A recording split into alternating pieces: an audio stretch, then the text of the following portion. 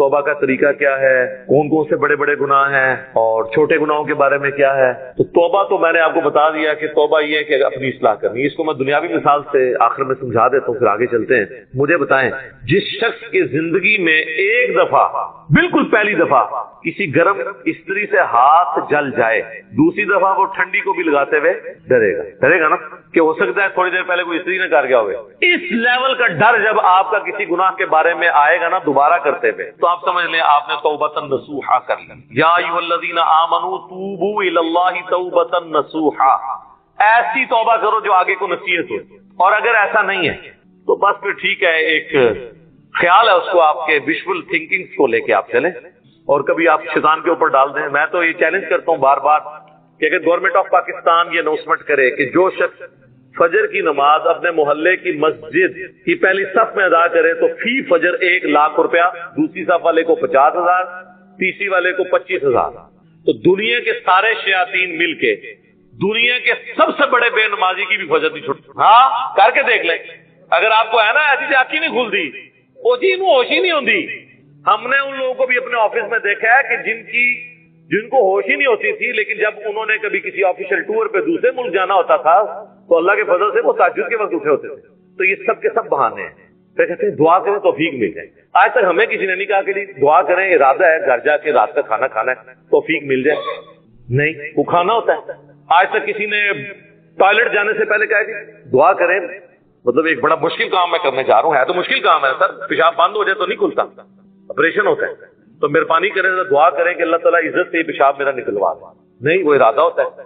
سارے کی ساری یہ دعائیں توفیقیں نیک اعمال کے بارے میں، کیونکہ وہ کرنے نہیں ہوتے۔ یہ بات جو ہم نے سر کام کرنا ہوتا ہے نا، آج تک کبھی ہوا ہے کہ کوئی شخص، ہمارے باوجداد میں بھی رپورٹ ہوا ہو، کوئی شخص مسجد میں نماز کے لیے گیا ہو تو شیطان دروازے پہ آ کے فزیکلی کھڑا ہو جائے، آج تک میں مسجد ہی نہیں بڑھوں۔ اور یہ بھی نہیں ہوگا کہ اذان ہو اور آپ کے پاؤں آٹومیٹکلی مسجد کی طرف چل پڑے، یہ بھی نہیں ہوگا، ورنہ تو جنت اور جہنم کا کنسیپٹ ختم ہو جائے گا۔ یہاں اللہ نے اختیار دے دیا، انا ہدیناہ السبیل اما شاکرا و اما کفورا، ہم نے تو ہدایت کا راستہ واضح کر دیا ہے، چاہو تو شکر گزاری کی روش اختیار کرو، نہ شکری۔ اچھا، لیکن اس سے یہ بات نہ سمجھ لیجیے گا کہ اللہ کو کوئی پرواہ نہیں ہے، ٹھیک ہے، وہ گناہگاروں کو بھی بخش دے گا، مجرمین کو بھی بخش دے گا، اور نیکوکاروں کو تو اس نے بخشنا ہے، نہ اس طرح نہیں۔ اور اکثر لوگ کہہ رہے ہوتے ہیں وہ جی اللہ نے ساڑی نماز نہیں چاہیے، یہ بات آپ کیوں بولتے ہیں، یہ آپ کس کو بول رہے ہوتے ہیں؟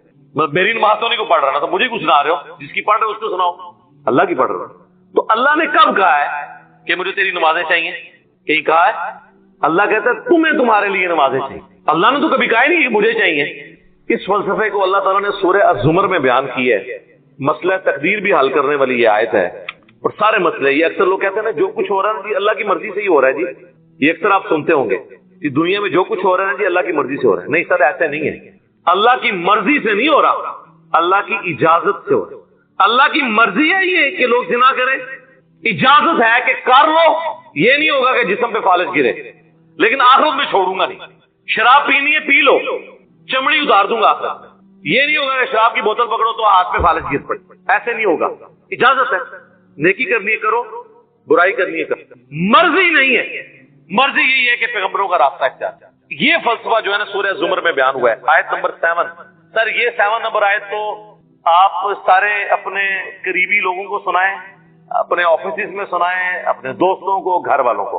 ان تکفروا فإن اللہ غنی عنکم، دیکھو اگر تم اللہ کا کفر کرو گے، ناشکری کی زندگی گزارو گے تو یاد رکھنا اللہ بے پرواہ ہے، اللہ کو کوئی فرق نہیں پڑے گا۔ لیکن اس کا یہ مطلب بھی نہیں ہے کہ اللہ کو نہیں فرق پڑا تو اللہ تعالیٰ چھوڑ دے گا، نہیں۔ ولا يرضى لعباده الكفر، لیکن میں کبھی راضی نہیں ہوں اس بات پہ کہ کوئی میری ناشکری کرے، میری نافرمانی کرے، میرا کفر کرے۔ وَإِن تَشْكُرُوا يَرْضَهُ لَكُمْ، اور اگر تم شکر گزاری کی روش اختیار کرو گے، یعنی اللہ کے تابع فرمان رہو گے، تو یہ اللہ تعالیٰ تم سے پسند کرتا ہے۔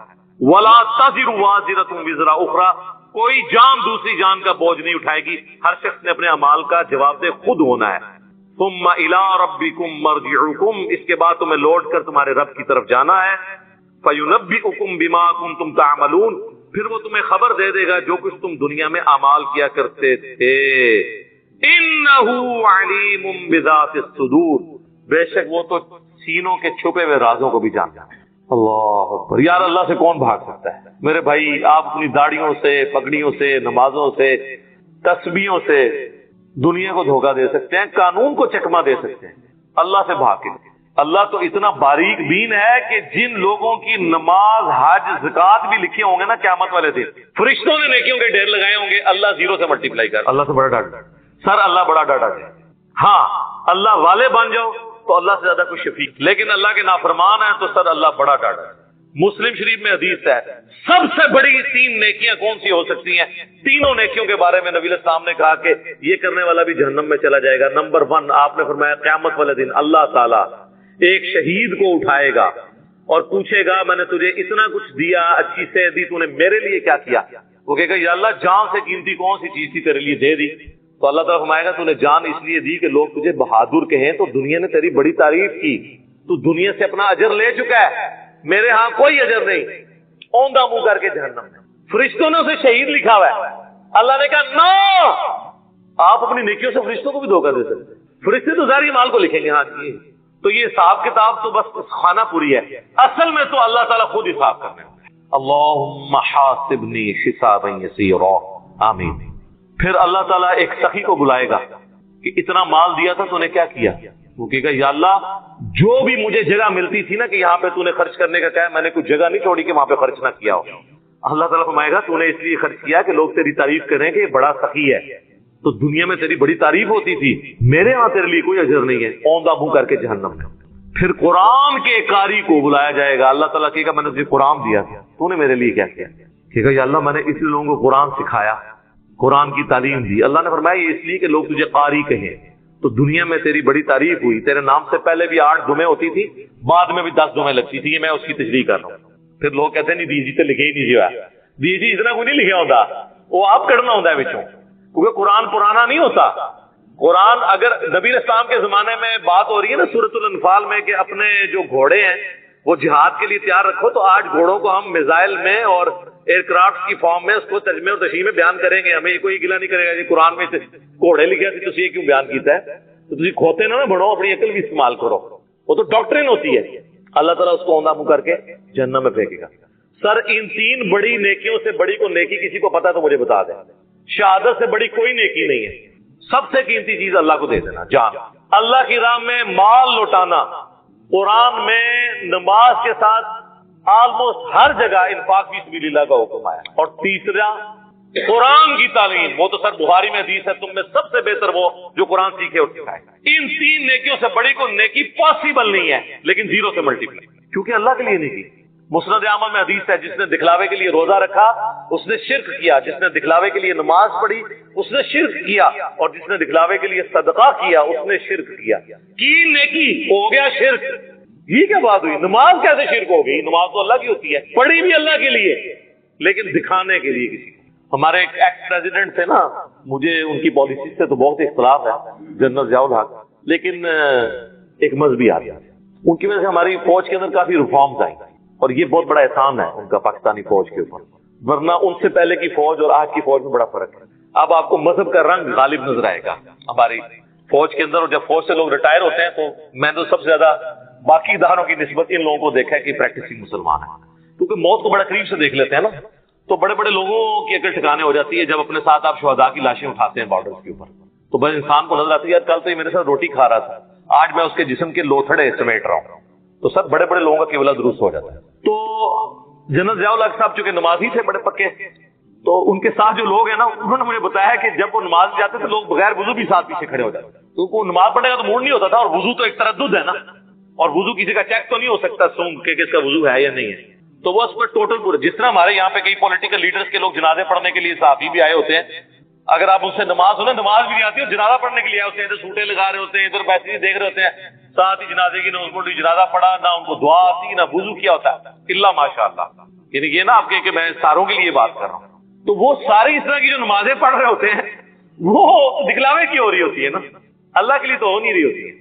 अस्तगफिरुल्लाह अल्लज़ी ला इलाहा इल्ला हु अल हय्युल क़य्यूम व अतूबु इलैहि मिन कुल्लि ज़ंबिन व अतूबु इलैहि। तुम कभी भी नेकी के आला तरीन दर्जे को नहीं पा सकते जब तक कि अपनी पसंदीदा चीजें अपने रब के लिए कुर्बान ना कर दो। अब ये कहने को तो एक जुमला है, क़यामत छुपी हुई है इस जुमले में। अल्लाह ताला अपने बंदों से आखिरी दर्जे की कुर्बानी डिमांड कर रहा है कि सबसे जो पसंदीदा चीज है ना वो अल्लाह को दो। अब जो जो चीजें पसंदीदा चीज की कैटेगरी में फॉल करेंगी वो सब की सब अल्लाह ताला आपसे डिमांड कर रहा है। इंसान को सबसे पसंदीदा अपनी जान है, वो अल्लाह के लिए दे। ये नहीं कि जाके गर्दन कटवा दे, यानी जान, अपनी जिंदगी, अपनी मसरूफियात अपने रब के लिए करे, और जब कभी जरूरत पड़े तो अपनी जान भी देने के लिए तैयार हो जाए। यानी आपने जिस्मानी तौर पर, माली तौर पर, हर लिहाज से अल्लाह के लिए कमिटमेंट शो करो। और इंसान की जिंदगी में सबसे अहम तरीन पोर्शन उसकी जवानी का पोर्शन।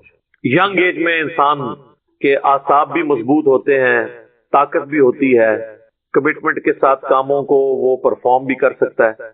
तो आप इसको यूं समझ लें कि तुम कभी भी नेकी के आला तरीन दर्जे को नहीं पा सकते जब तक कि अपनी जवानी की उम्र, अपनी जो सबसे बेहतरीन उम्र का पोर्शन है वो अल्लाह के लिए कुर्बान ना कर दो। दर जवानी तौबा करदन शेवाए पैगंबरी जिसे कहा जाता है कि जवानी में नेकी की जिंदगी गुजारना, ये पैगंबरों का शेवा है। बुढ़ापे में तो शेर भी शिकार करना छोड़ देता है। जब गुनाह करने की ताकत ना रहे, बगावत की ताकत ना रहे, उस वक्त बगावत से बचना ये कमाल नहीं है। कमाल ये है कि जब सब कुछ अवेलेबल था उसके बावजूद आप अल्लाह के खौफ की वजह से अल्लाह ताला के साथ अपनी कमिटमेंट को शो करते हुए शैतान की बजाय पैगंबरों की पैरवी इख्तियार करें। ये है असल में चीज।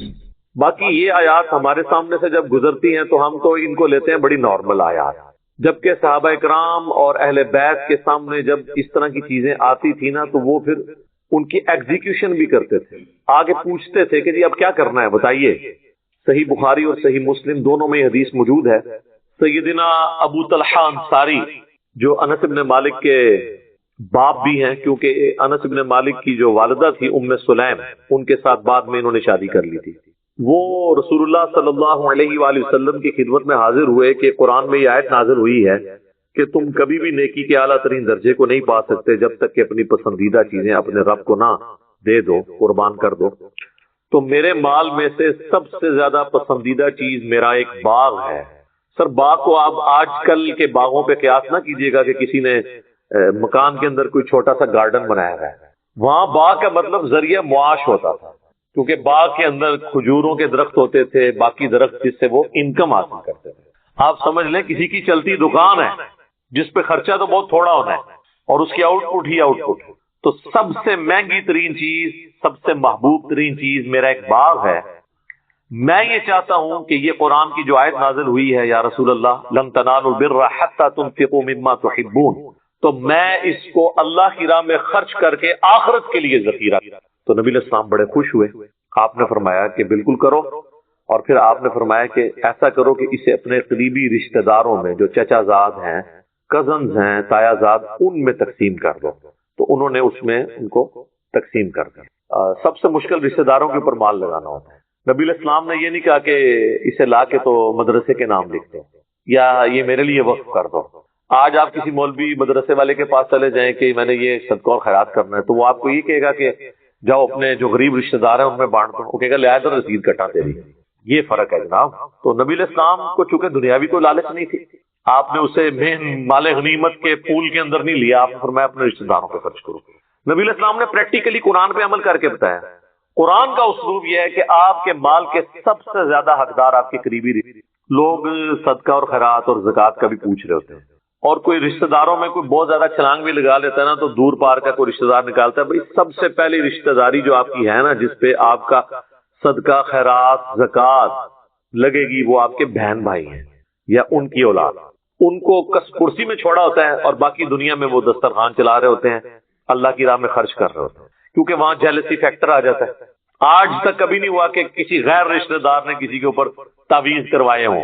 वैसे तो ज्यादातर है ही फ्रॉड है, होता कुछ नहीं है, नफ्सियाती बीमारी होती है। लेकिन अगर हो भी तो कभी ऐसा नहीं हुआ कि कोई बहू जो है वो जाए पता लगवाने के लिए और वो आगे से नजूमी साहब ये ना बताएं कि तेरी सास ने करवाया तेरे पे, और सास जाए और उसको ये ना बताया जाए कि तेरी बहू ने करवाया। कभी ऐसा हुआ है कि कोई कहे जी सास की जाए तो वो बंदा कहे जी वो एक बंदा है وہ فلاں شہر میں رہتا ہے، اس نے کرایا ہوگا، تو وہ تو آپ بھی کہیں گے یار وہ میرے نال کے لینا دینا، جس کے ساتھ لینا دینا ہوتا ہے وہی جیلسی فیکٹر میں انوالو ہوتے ہیں نا، اور قریبی رشتے دار ہوتے ہیں۔ تو نبی علیہ السلام نے اسی چیز کو ایمفسائز کیا کہ اپنے رشتے داروں میں وہ مال خرچ، سب سے زیادہ حقدار وہ ہیں اور سب سے زیادہ مشکل انہی کے اوپر خرچ کرنا ہو جاتا ہے۔ ایک اور حدیث ہے بخاری اور مسلم میں، سیدنا عمر ابن خطاب رضی اللہ تعالیٰ عنہ نبی علیہ السلام کے پاس حاضر ہوئے اور یہی آیت پڑھی لن تنالوا البر حتی تنفقوا مما، اور کہا کہ یا رسول اللہ مجھے جو خیبر کے پاس زمین ہے میری وہ مجھے سب سے بڑھ کر عزیز ہے، تو میں چاہتا ہوں کہ اللہ کی راہ میں خرچ کروں۔ تو نبی علیہ السلام نے ان کو فرمایا کہ تم اس کو اللہ کے لیے وقف کر دو، باقی اس کے اوپر جو پھل فروٹ لگتے ہیں وہ جو آمدن ہو رہی ہے نا اس کو اللہ کی راہ میں خرچ کر دو، یعنی اصل ایسٹ اپنی جگہ پہ رہے اور اس سے جو انکم ہو رہی ہے اس کو خرچ کرو۔ یہ بھی ایک فارم ہے۔ آخرت کے لیے ذخیرہ کرنا ہے، جو ابو طلحہ انصاری نے کہا یا رسول اللہ میں چاہتا ہوں آخرت کے لیے ذخیرہ کرنا۔ بخاری اور مسلم دونوں میں حدیث ہے کہ انسان رٹ لگاتا رہتا ہے پوری زندگی میرا مال میرا مال میرا مال، جبکہ تیرا مال تو وہ ہے جو تو نے کھا لیا یا پہن کر بوسیدہ کر دیا یا اللہ کی راہ میں خرچ کر کے آخرت کے لیے سٹور کر لیا، باقی تو تیرے ورثہ کا مال ہے، پچھلے تقسیم کریں گے۔ اچھا جو آپ اللہ کی راہ میں اپنے ہاتھوں سے خرچ کرتے ہیں نا اور آخرت کے لیے محفوظ کر لیتے ہیں وہ آپ کا مال ہے، کیونکہ قیامت کے دن کی کرنسی جو ہے وہ نیکیاں ہیں، لیکن اس کا یہ مطلب نہیں ہے کہ جاتے جاتے پورا جو اپنا مال ہے یا اپنی جائیداد ہے وہ کسی مدرسے کو دے جائیں یا کسی این جی او کو دے جائیں، نہیں۔ اسلام نے اس چیز کو ناپسند کیا ہے کہ کوئی شخص اپنا سارا کا سارا مال اللہ کی راہ میں خرچ کر دے، اس چیز کو اسلام نے ناپسند کیا ہے، نبی علیہ السلام نے اس سے منع فرمایا ہے۔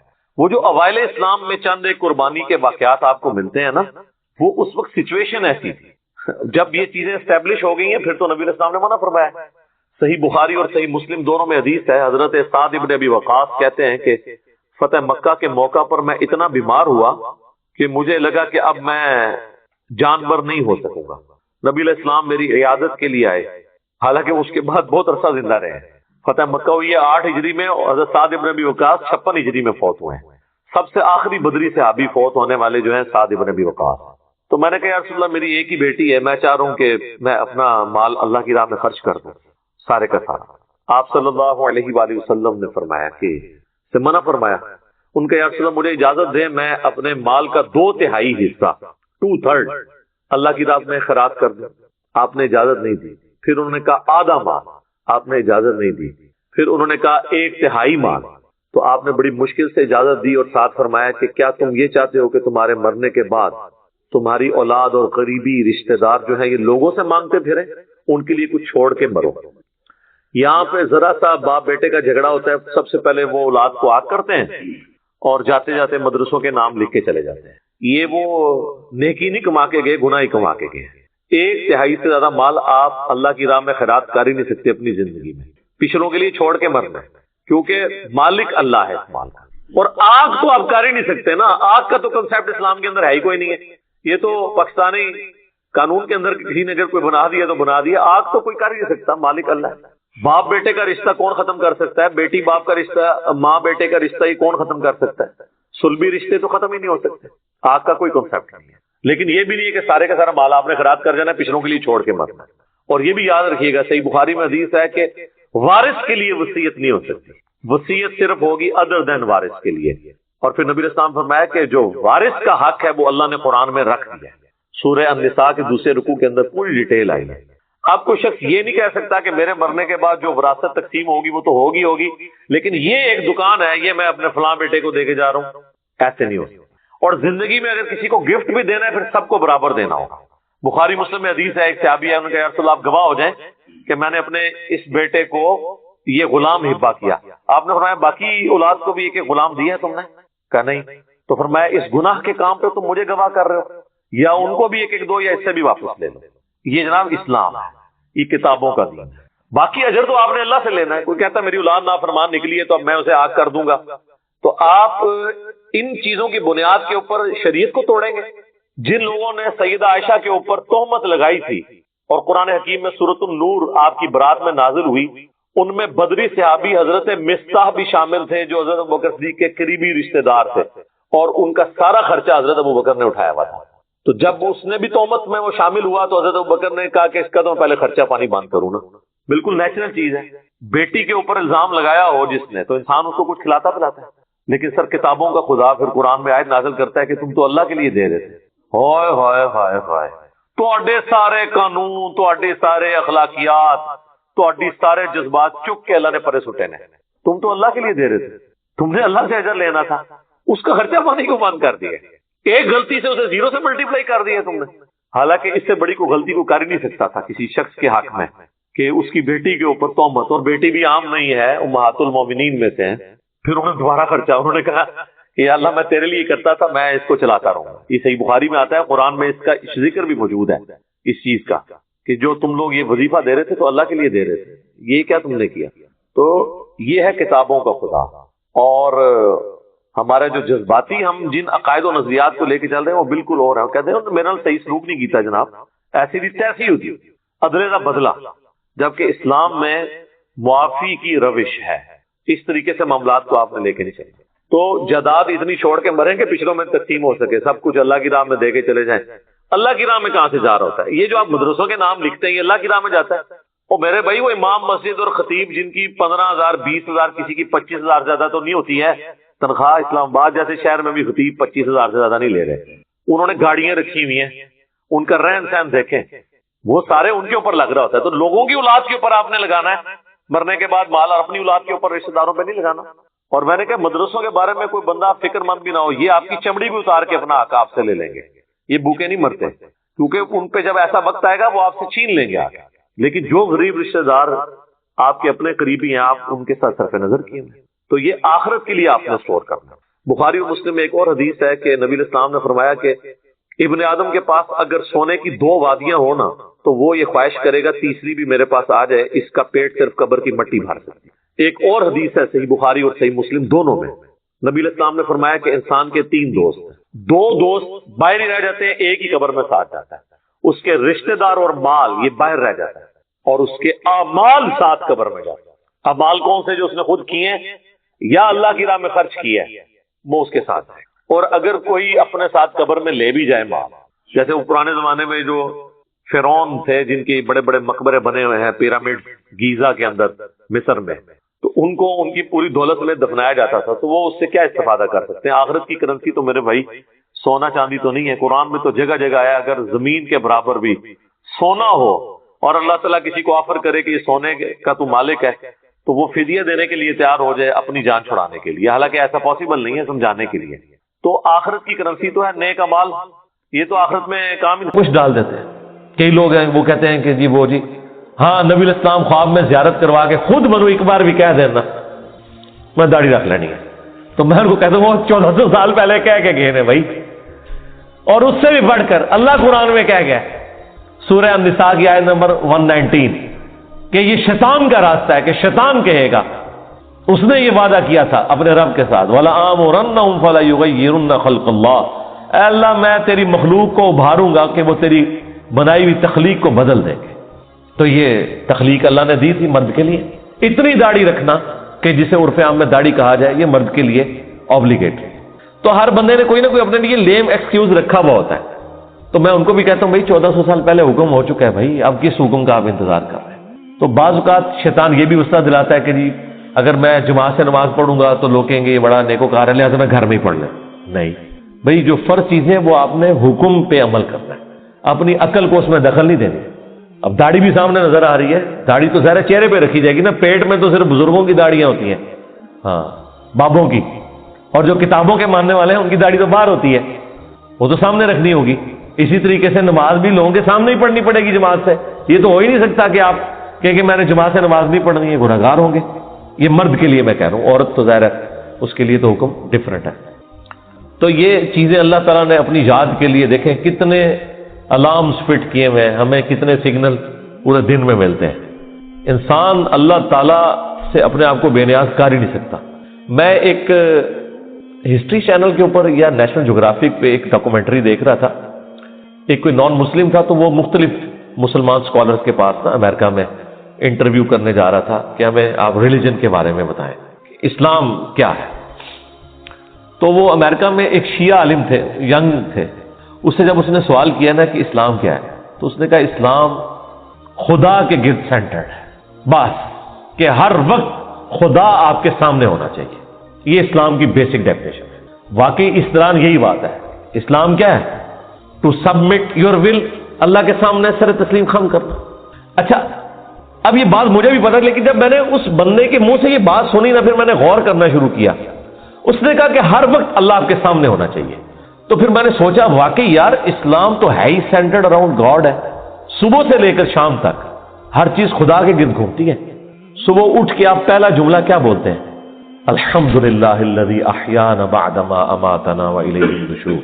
تمام تعریفیں اس اللہ کے لیے جس نے مرنے کے بعد مجھے دوبارہ سے زندہ کر لیا اور میں نے لوٹ کے اسی کی طرف جانا ہے. آخرت کا ذکر بھی ساتھ ہی ہے. یہ تلوار جو ہے نا یہ ہر وقت لٹکی رہے گی. آپ دیکھیں دنیا میں جتنی دعائیں ہو رہی ہوتی ہیں نا، آخرت کا موت کا ذکر ساتھ پیرلل میں آ رہا ہوتا ہے کہ تیاری سٹارٹ ہی صبح کیا ہو رہا ہے، اے اللہ موت کے بعد زندگی دی ہے اور پھر میں نے مر کے تیرے پاس ہی آنا ہے جو آخری موت ہے جس کے بعد میں نے اٹھنا بھی کوئی نہیں، پھر قیامت میں ہی اٹھنا ہے.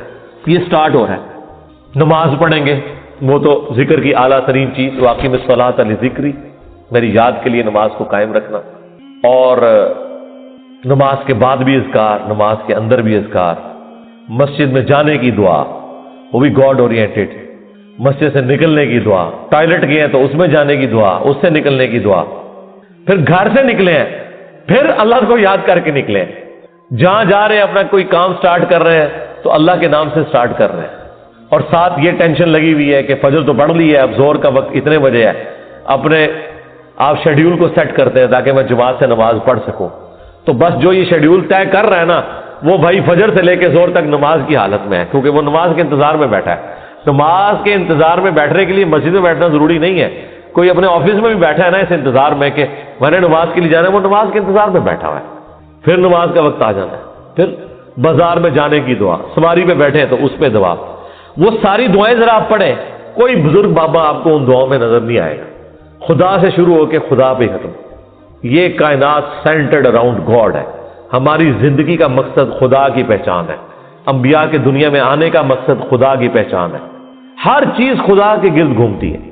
یہ اصل میں اللہ کو مطلوب انسان ہے جو سینٹرڈ اراؤنڈ گاڈ ہو.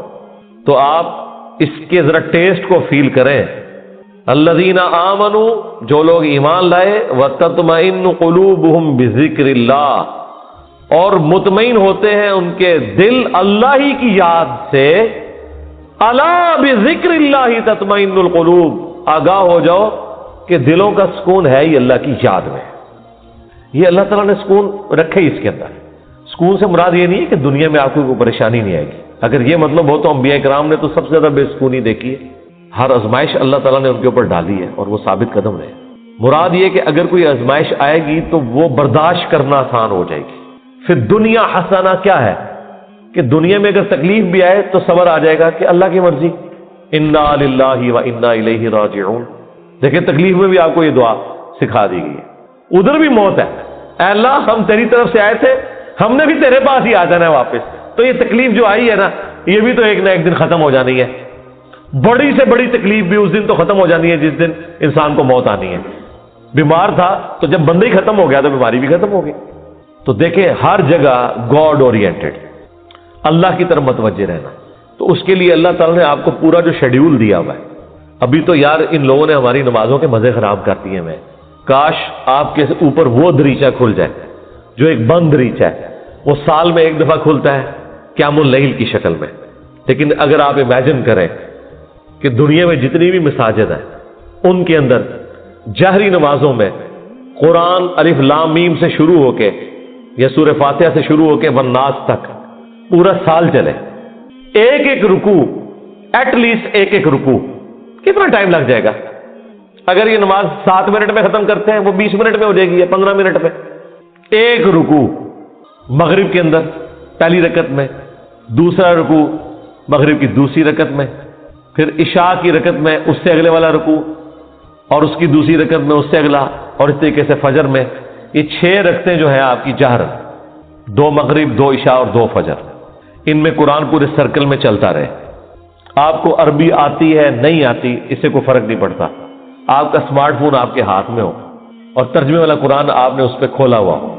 میں نے تو اس کا ثبوت بھی دے دیا بخاری سے کہ ذکوان تابعی حضرت عائشہ کا غلام تھا جو انہیں قیام اللیل رمضان میں کروایا کرتا تھا. وہ حافظ نہیں تھا تو وہ مصحف ہاتھ میں پکڑتا تھا, اما عائشہ اس کے پیچھے رمضان کا قیام کرتی تھی. اس کا مطلب ہے سننے میں زیادہ آسانی اور مزہ آتا ہے بجائے خود پڑھنے کے. تو یہ حدیث امام بخاری نے ایک چیپٹر کی ہیڈنگ میں لی ہے اور اس کی پوری سند سنن الکبری البیہقی اور مصنف ابن ابی شیبہ میں موجود ہے. بلکہ مصنف ابن ابی شیبہ میں تو یہاں تک ہے کہ انس ابن مالک اور باقی صاحب کے بارے میں کہ انہوں نے پیچھے قرآن اٹھایا ہوتا تھا, سامنے حافظ کھڑا ہوتا تھا اور وہ سنتے بھی تھے دیکھ کے, اور اگر کہیں غلطی ہوتی تھی تو غلطی کو پکڑتے تھے. اور اٹھانے کا فائدہ یہ ہے کہ کنسنٹریشن آپ کی رہتی ہے. انہوں نے کتنا ظلم کیا ہے کہ ہم سے قرآن چھین لیا. مغرب, عشاء اور فجر کی نمازیں واللہ اس لیے نہیں تھی کہ آپ نے صرف رکعتیں پوری کرنی ہے, یہ آپ کے اندر فیول ڈالنا تھا کہ جب آپ جہرن قرآن سنیں گے تو آپ کی پروگرامنگ ہوتی رہے گی. ہم کیا سنتے ہیں, وہی رٹی رٹائی آخری 10 صورتیں یا چند صورتوں کی آخری آیات, سورہ بقرہ کی آخری آیات, سورہ حشر کی آخری آیات, وہی جو مولویوں نے رٹی ہوئی ہیں. یار اگر حافظ قرآن نہیں بھی آپ کا امام مسجد, کوئی مسئلہ نہیں, وہ مصحف اٹھا کے پڑھ لے, کوئی مسئلہ نہیں. قرآن دیکھ کے تو پڑھنا اس کو آتا ہے نا, قاری ہے, مصحف اٹھا کے پڑھے. لیکن آپ ذرا امیجن کریں کہ آپ کی نماز کا لیول کیا ہوگا کہ آپ کو اگلی نماز کا انتظار رہے گا کہ بھئی, اور آپ یہ کوشش کریں گے کہ آپ کی نماز نہ چھوٹے, وہاں سے رکوع اگلا سٹارٹ. بلکہ میں تو کہتا ہوں گورنمنٹ لیول پہ یہ ہونا چاہیے کہ ایک اجتماعی نظم کوئی قائم کرے, اجتماعی نظم ہو پورے ملک میں. عید کی رات کو اگلا قرآن سٹارٹ ہو جائے, گورنمنٹ کی طرف سے شیڈیول ہو کہ بھئی اب یہ اگلا قرآن سٹارٹ ہو گیا, اتنے رکوع ہیں, 6 رکوع کور ہوتے ہیں نا. اگر آپ 6 جہرن رکھتے رہیں تو آلموسٹ کوئی 520 کے قریب رکوع بنتے ہیں. ان کو ڈیوائڈ کر لیں تو پورے ملک کے اندر ختم قرآن بھی ایک ہی دن ہو رہا ہو, شمسی اعتبار سے رکھ لیں, تاکہ کوئی شخص دوسرے شہر میں بھی چلا گیا ہے اسے یہ یقین ہو کہ ہاں جی میں فلاں مسجد میں جاؤں گا تو شیڈیول ایک ہی چل رہا ہے. یہ ہم نے دنیاوی کئی معاملات میں اپنے آپ کو مینج کیا ہوا ہے اس طریقے سے. دیکھ لیں KFC آپ امریکہ سے کھائیں, آپ سعودیہ سے کھائیں, آپ جیلوں میں بیٹھ کے کھائیں, آپ کی آنکھوں میں پٹی بندھی ہوئی ہو, آپ کھا کے بتا دیں گے کہ آپ KFC کا چکن کھا رہے ہیں. اس سے قطع نظر کہ آپ دنیا میں کہاں بیٹھے ہوئے ہیں. 66,000 آؤٹ لیٹس ہیں ان کی دنیا میں. یہ بھی پرانا فگر ہے, اب تو پتہ نہیں اس سے زیادہ ہی نہ ہوگی ہوں. ایک ذائقہ دیا نا پوری دنیا کے ضرور میں. اس طرح کے کئی شیڈیول ہیں, اور اگر یہ تھوڑی سی ایفرٹ پٹ کر لی جائے تو سرکار آپ کو کوئی اپنے بچوں کو توحید سکھانے کی ضرورت نہیں ہے. توحید خود بخود وہ سیکھ جائیں گے. پورے دورہ قرآن بھی نہیں ہوگا, انہیں پتا چل جائے گا کہ سب کچھ فراڈ چل رہا ہے. قرآن تو کوئی اور ہی بات کرتا ہے. یہی وجہ ہے کہ جو غیر مسلم ملکوں میں لوگ جاتے ہیں نا, وہاں جب ان کا نان مسلم لوگوں سے واسطہ پڑتا ہے تو پھر ان کو بھی تھوڑی شرم آتی ہے کہ یار وہ جب پوچھتے ہیں ہاں جی اسلام کیا, وہ کہتے ہیں ہم تو پتہ ہی کچھ نہیں. پھر قرآن ترجمے سے پڑھتے ہیں تو آپ دیکھتے ہیں کہ یہاں داڑھی بھی نہیں ہوتی, وہاں سے داڑھی بھی رکھ کے آ جاتے ہیں, نماز بھی شروع کر دیتے ہیں, قرآن بھی پڑھ لیتے ہیں اور گمراہ بھی ہو جاتے ہیں. یعنی ادھر والوں کی نظر میں وہ کہتے ہیں یار یہ کیا کہانیاں تم لوگوں نے, دین قرآن میں تو یہ کچھ اور لکھا ہوا ہے. تو اگر یہ شیڈیول گورنمنٹ کر دے, یہ کوئی مشکل کام ہے مجھے بتائیں. چلے پردہ رکھنے کے لیے اگر کوئی جعلی حافظ بھی ہے, گورنمنٹ کہہ دے کہ ٹھیک ہے جی مصحف اٹھائیں, مصحف اٹھا کے پڑھیں, پردے کا پردہ رہ جائے گا. اگر کسی کو یہی ہے کہ میں تو حافظ بن کے یہاں بھرتی ہوا تھا, ہے کوئی نہیں تھا, کوئی مسئلہ نہیں ہے, مصحف اٹھا کے پڑھیں. پیچھے بھی لوگ ایئر فلائٹ موڈ میں دیکھیں اور ترجمے والا قرآن کھولیں. جب قرات ہو رہی ہوتی ہے اتنا آپ کو ٹائم مل جاتا ہے کہ آپ عربی اور نیچے ترجمہ بھی دیکھ سکتے ہیں. ویسے آپ اگر کوشش کریں نا کہ میں 6 رکوع روز کے ایک جگہ بیٹھ کے ترجمے سے پڑھوں, پھر پڑھ بیٹھے تو کوئی نہ کوئی کام آپ کے آڑے آ جائے گا, کوئی نہ کوئی مصروفیت آڑے آ جائے گی. اسی لیے اللہ تعالیٰ نے اس کو نماز کا حصہ بنایا ہے. یہ لوگ پوچھتے ہیں کہ جی جہرن نمازیں کیوں ہیں, لو سن لو پھر اس واسطے کے جہرن کہ قرآن کے ذریعے پروگرامنگ آپ کی ہوتی رہے, آپ قرآن سنتے رہیں. اور ابھی تو میں آپ کو یہ بتا ہی نہیں رہا کہ نبی علیہ السلام کی نماز کتنی لمبی ہوتی تھی. فجر کی ایٹ لیسٹ 40 منٹ کی آپ کی فجر کی نماز ہوتی تھی. جی ہاں, میں تو ایک ایک رکوع کی بات کر رہا ہوں, وہاں تو پاؤ یا آدھا پارا پڑھنے کی بات ہے یا پارا پڑھنے کی بات ہے. چلے وہ نہیں ہے, ایک رکوع بھی کسی کی ہدایت کے لیے کافی ہے بھائی. 6 رکوع تو کور ہو گئے نا. 6 رکوع کا مطلب ہے کہ ایک پاؤ سے زیادہ اس کا پارا ہو گیا. ہر 4 دن کے اندر ایک پارا ختم ہو جایا کرے گا, ہر 4 دن کے اندر ایک پارا. تو اس کا مطلب ہے کہ یہ ایک مہینے کے اندر آلموسٹ کتنے پارے ہو جائیں گے جی؟ 7 پارے. اور 4 مہینے کے اندر آلموسٹ آپ کا ایک قرآن مکمل ہو جایا کرے گا. تو 4 مہینے میں اگر قرآن مکمل ہو رہا ہے تو سال میں 3 قرآن تو ویسے ہی ختم ہو جائیں گے، چوتھا تراویح میں ہو جائے گا، 4 قرآن آپ کے۔ تو سرکار 1 سال نہیں، 1 دفعہ بھی قرآن سے کوئی گو تھرو ہو گیا، اور پھر اللہ نے کیا اس میں مزہ رکھا ہے کہ اتنی موٹی کتاب ہے کہ بوریت بھی نہیں ہوتی۔ آپ جتنا بھی پڑھ لینا، دوبارہ اس صورت تک پہنچنے کے لیے اتنا وقت گزر چکا ہوتا ہے کہ جب آپ وہ دوبارہ پڑھتے ہیں آپ کو بالکل نئی لگ رہی ہوتی ہے۔ اگر یہ چھوٹی سی کتاب ہوتی ہے تو 2-4 بار پڑھ کے کوئی بوریت والا معاملہ ہو جاتا، لیکن اللہ تعالیٰ نے یہ چیز بھی رکھی، اتنی موٹی کتاب، اور ایک ایک صورت میں ایسی ملٹی ڈائریکشنل چیزیں رکھ دی ہیں، واقعات علیحدہ سے رکھ دیے، حکمت کی باتیں الگ سے رکھ دی، آخرت کا ذکر علیحدہ سے رکھ دیا، ہر اعتبار سے اس میں ٹیسٹ رکھا۔ تو یہ قرآن ہماری زندگی میں آ سکتا تھا، اور یہ ویڈیو تو میں نے بہت پہلے ریکارڈ کی ہے کہ قرآن کو اپنی زندگی میں کیسے لایا جائے۔ میرے نزدیک تو اس کے علاوہ کوئی چارہ نہیں ہے۔ یاد رکھیں، جو چیز آپ اپنی روٹین میں لانا چاہتے ہیں نا، کہ آپ اسے روزانہ کریں، تو پھر آپ اسے زندگی کی اس چیز کے ساتھ جوڑ دیں جس کے اوپر آپ کی 0 ٹالرنس ہے، تو وہ آپ کی زندگی کا حصہ بن جائے گی۔ مثلا بڑے لوگ پوچھتے ہیں جی بڑی کوشش کی تھی، 1 مہینے تک واک کرتے رہے فجر کے بعد، بس پھر بعد میں نہیں واک ہو سکی جی، ٹائم ہی نہیں ملتا۔ تو میں ان کو کہتا ہوں آپ اس کو اپنی روٹین میں جوڑیں۔ روٹین آپ کی کیا ہے؟ نماز مسجد میں جا کے پڑھتے ہو؟ ہاں جی، بس موٹر سائیکل نہیں اب لے کے جانا، پیدل جانا ہے مسجد میں، فجر کی نماز کے لیے بھی پیدل جانا ہے، اپنی روٹین میں آپ جانا ہی جانا ہے۔ اگر مسجد 15 منٹ کی مسافت کے اوپر ہے، چاہتے نہ چاہتے 15 منٹ کی آپ کی واک ہو جائے گی، اور اس کو آپ کو یاد کر کے نہیں کرنا پڑے گا، سوائے اس کے کہ آپ نے جانا ہے تو آپ نے پیدل جانا ہے۔ یا عشاء کے وقت آپ ٹائم رکھنا چاہتے ہیں تو اپنی واک کا ٹائم وہ رکھ لیں، اور 5 نمازیں پیدل جا کے پڑھیں تو آپ ذرا کیلکولیٹ کریں ہر نماز کے ساتھ جانے اور آنے میں۔ اور مسلم میں تو یہاں تک الفاظ ہیں، بلکہ وہ حضرت انس بن مالک تو انکار ہی کر رہے ہیں، وہ کہتے ہیں کہ نبی علیہ السلام اور حضرت ابوبکر و عمر سورہ فاتحہ سے نہ پہلے بسم اللہ پڑھتے تھے نہ بعد میں، یعنی اگلی سورت سٹارٹ کرنے سے پہلے بھی بسم اللہ نہیں پڑھتے تھے، کنٹینیوشن کے ساتھ پڑھتے تھے۔ بعض محدثین نے اس کی توجیہ بیان کی کہ اس سے مراد ہے کہ بلند آواز سے نہیں پڑھتے، کیونکہ ثنا اور بسم اللہ آہستہ آواز سے پڑھنا تو ثابت ہے، تو آہستہ آواز سے پڑھنا ہی اس بات کی دلیل ہے کہ اس کو فاتحہ سے الگ کر کے پڑھتے ہیں، لہذا وہ فاتحہ کا حصہ نہ ہو۔ اچھا، اب ٹیکنیکلی اس کو آپ سمجھیں کہ سورہ فاتحہ کی یہ 7 آیات کیسے پوری ہوتی ہیں۔ مسلم میں جو یہ ہے نا الفاظ کے آدھی میرے لیے آدھی میرے بندے کے لیے، تو پھر سورہ فاتحہ آدھی ہوتی ہوگی نا کہیں پہ، کیونکہ آدھی میرے لیے اور آدھی میرے بندے کے لیے، تو آئیں پھر آدھی کر کے دیکھ لیتے ہیں۔ وہ سٹارٹ ہو رہا ہے اس حدیث میں، جب میرا بندہ کہتا ہے الحمدللہ رب العالمین، تو میں کہتا ہوں میرے بندے نے میری حمد کی، الرحمن الرحیم میرے بندے نے میری ثنا کی، مالک یوم الدین میرے بندے نے میری بزرگی کا اعتراف کیا۔ 3 ایسے ہوگی۔ اس کے بعد آتا ہے ایاک نعبد و ایاک نستعین، یہ میرے اور میرے بندے میں کامن ہے، لہذا یہ آیت پھر سینٹر میں ہوگی، کیونکہ تینوں پہلی آیات جو ہیں وہ اللہ کی تعریف ہے، الحمدللہ رب العالمین، الرحمن الرحیم، مالک یوم الدین۔ ایاک نعبد و ایاک نستعین عہد ہے، اور کہا یہ کامن ہے، مراد یہ سینٹر میں ہے، اور اس کے بعد جتنی چیزیں وہ دعائیں ہیں، اہدنا الصراط المستقیم یہ بندے کی ہوگی، صراط الذین انعمت علیہم غیر المغضوب علیہم ولا الضالین آمین، یہ 3 آیات اللہ سے دعا ہوئی، یہ بندے کے لیے، اور اس میں الفاظ ہیں جو میرے بندے نے مانگا میں نے دے دیا۔ پہلی 3 اللہ کی ثنا اور سینٹر والی ایاک نعبد و ایاک نستعین کامن بانڈ، ٹھیک ہو گیا؟ اس سے بھی مزے کی بات، ایاک نعبد و ایاک نستعین بھی سینٹر ہو جاتی ہے، یہ ایک آیت ہے، ایاک نعبد، اے اللہ ہم تیری عبادت کرتے ہیں، یہ بھی اللہ کی تعریف ہے، و ایاک نستعین اور دعا تجھ سے کرتے ہیں، واو پہ آگے سینٹر بنتا ہے، اس واو سے پہلے 3.5 آیات اس طرف ہیں اور 3.5 آیات اس طرف، یہ بالکل سینٹر بنتی ہے واو، ایاک نعبد، اور وہ اسی لیے حدیث میں ہے نا یہ کامن ہے۔ کامن کیوں ہے؟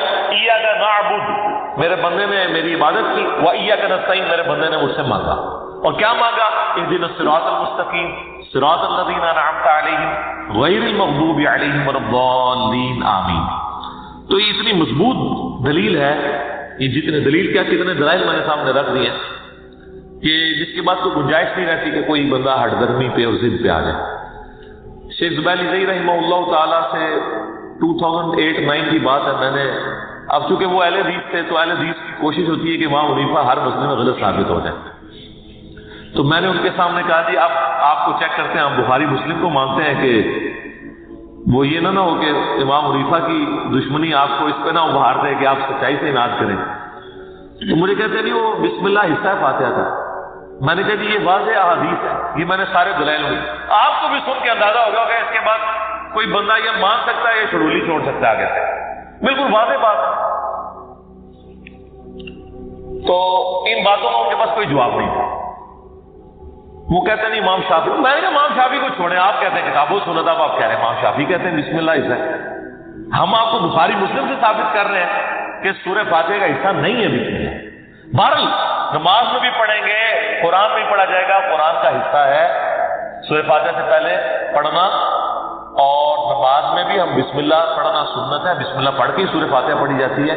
جب بالکل پہلی دفعہ پڑھی جائے گی پھر تو اعوذ باللہ بھی پڑھا جائے گا. یہ بھی ذہن میں رکھیے گا, پہلی رکعت میں تو اعوذ باللہ سے بھی سٹارٹ کریں گے, باقی رکعتوں میں صرف بسم اللہ سے. کیوں؟ قرآن جب بھی پڑھا جائے گا نا تو اعوذ باللہ سے آغاز ہوگا. ایون آپ نے قرآن پڑھتے پڑھتے تلاوت روک دی, بند کی, کسی سے گپ شپ کی, دوبارہ پڑھیں گے تو اعوذ باللہ. اور اس کا حکم جو ہے سورۃ النحل آیت نمبر 98 میں موجود ہے, فَإِذَا قَرَأْتَ الْقُرْآنَ فَاسْتَعِذْ بِاللَّهِ مِنَ الشَّيْطَانِ الرَّجِيمِ. پس تو جب بھی قرآن کی قرات کرنے لگے تو اللہ کی پناہ حاصل کر لیا کر شیطان مردود کے اگینسٹ. کیوں؟ اگر آپ شیطان کے اگینسٹ اللہ کی پناہ نہیں حاصل کریں گے تو قرآن پڑھ کے آپ غلط رزلٹ بھی نکال سکتے ہیں. اس میں قرآن کا قصور نہیں ہے. اگر ایک اچھی گاڑی ہے اس پہ ڈرائیور غلط بیٹھ کے جا کے ٹھوک دیتا ہے تو گاڑی کا تو قصور نہیں. تو قرآن حکیم سے غلط رزلٹ جان بوجھ کے لوگ نکال سکتے ہیں جب تک کہ اپنے آپ کو قرآن کے سامنے سرنڈر نہ کریں اور اللہ تعالیٰ کے سامنے اپنے آپ کو پیش نہ کریں شیطان کے اگینسٹ کہ یا اللہ تو ہی پناہ دے ہمیں اس کے اگینسٹ. ورنہ قرآن حکیم وہ پڑھیں گے تو اس سے غلط رزلٹ بھی نکال سکتے ہیں. وَلِعَوْذُ بِاللَّهِ تَعَالَى. اس لیے حکم دیا. اچھا, بخاری مسلم کی ایک حدیث بڑی مزے کی ہے.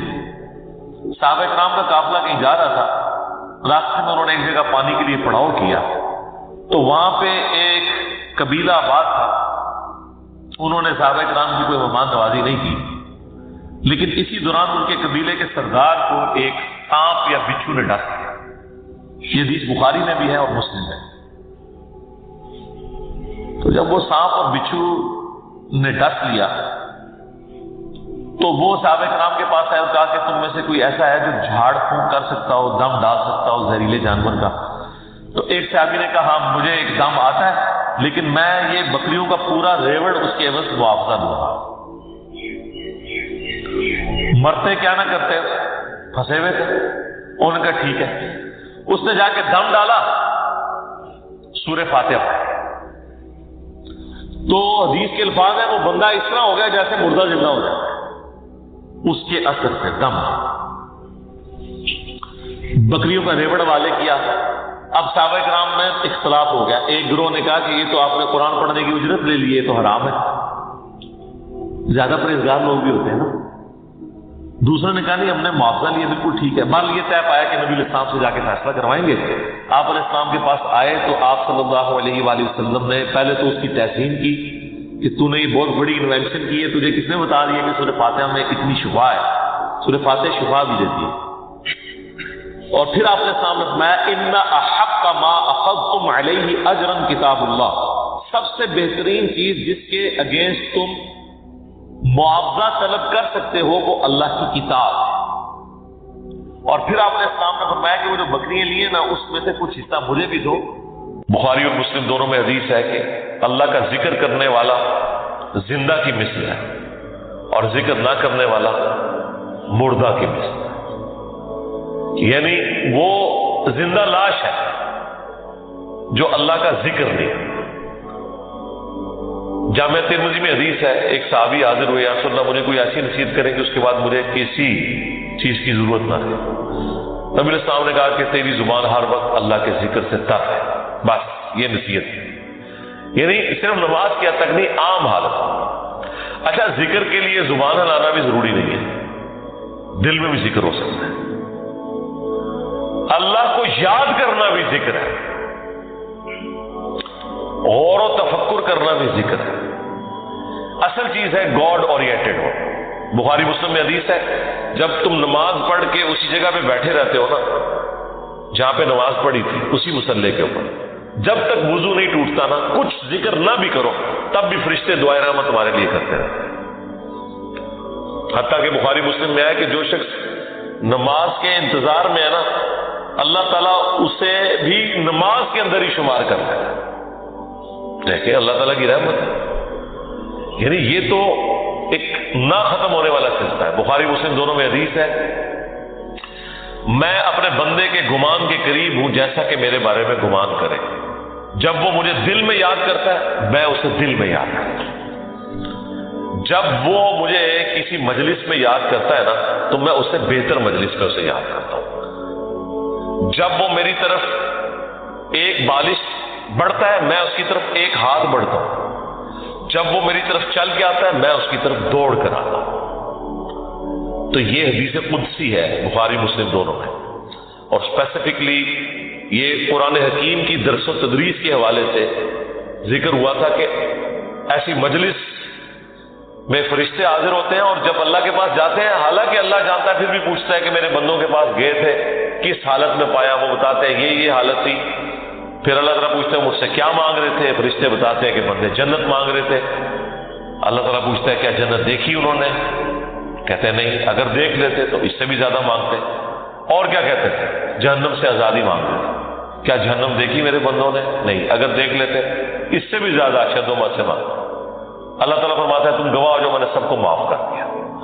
اچھا وہ فرشتے کہتے ہیں یا اللہ ایک بندہ ایسا تھا جو ویسے ہی وہاں پہ آ گیا تھا، اس کی نیت نہیں تھی لیکن وہ ان کی مجلس میں بیٹھا تھا۔ اللہ تعالیٰ فرماتا ہے کہ یہ لوگ ہی ایسے ہیں کہ جو ان کی مجلس میں بھی بیٹھ جاتا ان کو بھی میں نے بخش دیا۔ وہ جو کہہ رہے ہوتے ہیں نا غوث پاک کے درس میں بھی اگر کوئی بیٹھ گیا، کہانیوں میں نہیں میرے بھائی، درس قرآن میں، وہ چاہے غوث پاک دے رہے ہو یا کوئی انجینئر پاک دے رہے ہو یا کوئی ڈاکٹر پاک دے رہے ہو، اگر اخلاص کے ساتھ کوئی اللہ کا ذکر کر رہا ہے، خالص توحید بتا رہا ہے، قرآن و سنت کی تعلیمات بتا رہا ہے، اس کی مجلس میں بیٹھنے والے کے لیے جنت کا راستہ آسان ہو جائے گا۔ وہ تو حدیث ہے صحیح مسلم کے اندر کہ جو علم کے راستے پہ چلتا ہے اللہ تعالیٰ جنت کا راستہ اس کے لیے آسان کرتا ہے۔ تو یہ تو بالکل اسٹیبلش چیز ہے۔ تو یہ ذکر ایسا معاملہ ہے کہ کوئی دل میں بھی یاد کرتا ہے نا، اللہ اس کو پھر دل میں یاد کرتا ہے۔ فَاذْكُرُونِي أَذْكُرْكُمْ، یہ تو قرآن میں سورۃ البقرہ میں ہے، اے میرے بندے مجھے یاد کر میں تیرا ذکر کروں گا، اور اس سے بہتر مجلس میں کروں گا، فرشتوں کی مجلس میں کروں گا۔ اور انسان کی کتنی خوش نصیبی ہے کہ انسان اللہ کو یاد کرے، اللہ تعالیٰ اس کے رسپانس میں اسے یاد کرتا ہے۔ انسان کا اللہ کو یاد کرنا یہ چھوٹی چیز ہے، اللہ کا اپنے بندے کو یاد کرنا یہ بڑی چیز ہے۔ ہاں سنن ابن ماجہ میں حدیث ہے، اور یہ تعلیقاً امام بخاری بھی یہ حدیث لے کے آئے ایک چیپٹر کی ہیڈنگ میں، اور یہ اتنی ذکر انگیز حدیث ہے کہ اس حدیث کو میں نے اپنے اسکار کارڈ میں بھی شامل کیا ہے کہ میں اپنے بندے کے ساتھ ہوتا ہوں اس وقت جب وہ میرا ذکر کر رہا ہوتا ہے اور اس کے ہونٹ میرے ذکر کی وجہ سے ہل رہے ہوتے ہیں۔ زبان سے ذکر کرنا یہ سب سے افضل ذکر ہے، کیونکہ اس میں آپ کی زبان، اعضاء، دل، دماغ سب کچھ شامل ہو جاتے ہیں۔ دل میں بھی ذکر کرنے کا ثواب ہے لیکن زبان سے کرنا افضل ہے۔ اسی لیے آپ دیکھیں جو آبلیگیٹری چیزیں ہیں وہ اللہ تعالیٰ نے زبان کے ساتھ جوڑ دی ہیں، یعنی نماز آپ دل میں نہیں پڑھ سکتے، زبان سے پڑھنی ہے، اور کم از کم اتنی آواز سے کہ وہ خود آپ محسوس کر رہے ہو۔ محسوس سے مراد یہ نہیں ہے کہ 10 نمازی دیر تک سن رہے ہیں، نہیں، محسوس سے مراد ہے کہ آپ کو فیل ہو رہا ہے کہ آپ کو اپنی زبان سے پڑھ رہے ہیں۔ اس طریقے سے جانور قربان کر رہے ہیں تو تکبیر اتنی آواز سے کہنی ہے کہ آپ کے کان خود سن رہے ہیں۔ جو آبلیگیٹری چیزیں ہیں وہ اللہ تعالیٰ نے زبان کے ساتھ جوڑی ہوئی ہیں۔ زبان کا ذکر بہرحال دل کے ذکر سے افضل ہے۔ باقی ریاکاری والا جو ایشو ہے وہ ہر شخص کا ایک پرسنل معاملہ ہے، کسی کے اوپر ہم فتویٰ نہیں لگاتے، لیکن جو اللہ تعالیٰ نے آبلیگیٹری نمازیں رکھ دی ہیں وہ تو اتنی اعلانیاں رکھی ہوئی ہیں کہ خود بخود ریاکاری کا چانس ہے، تو وہ ریاکاری نہیں ہے۔ بعض اوقات شیطان کسی کو وسوسہ دلاتا ہے میں جماعت سے نماز پڑھوں گا یا مسجد میں جا کر بیٹھوں گا تو باقی لوگ کہیں گے کہ جی یہ لوگ بڑا نیک ہو گیا ہے تو اس سے میرے دل میں تکبر آ جائے گا۔ یہ شیطانی وسوسہ ہوتا ہے نا، اس طرح نہیں سوچنا کبھی بھی۔ آپ نے خالص رہنا ہے۔ صحیح مسلم میں حدیث ہے، صحابہ کرام نے کہا یا رسول اللہ